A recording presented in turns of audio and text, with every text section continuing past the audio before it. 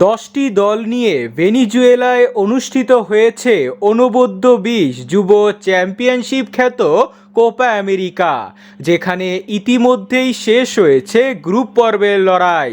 দুটি গ্রুপ থেকে 6টি দল ফাইনাল রাউন্ডে চলে গিয়েছে, যেখানে প্রত্যেকটি দল 5টি করে ম্যাচ খেলবে।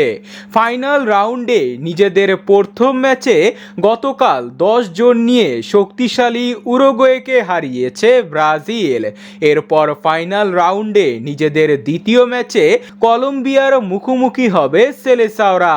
ফাইনাল রাউন্ডে দুই দলের পয়েন্টস টেবিলের দিকে তাকালে এক ম্যাচে এক জয়ে 3 পয়েন্ট নিয়ে 1 নম্বরে রয়েছে কলম্বিয়া ও গোল ব্যবধানে পিছিয়ে থাকায় 3 পয়েন্ট নিয়ে 3 নম্বরে রয়েছে ব্রাজিল।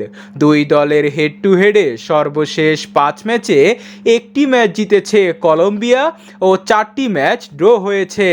সর্বশেষ দেখা হয়েছিল 2 তারিখ গ্রুপ পর্বের ম্যাচে। সে ম্যাচে 1-0 গোলে জয় পায় কলম্বিয়া।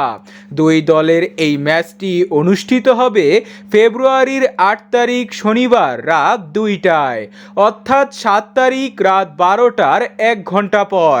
এই ম্যাচটি আপনারা এশিয়ার কোনো টিভি চ্যানেলে দেখতে পারবেন না। ম্যাচটি সরাসরি দেখতে পারবেন কনমেবলের ইউটিউব চ্যানেলে।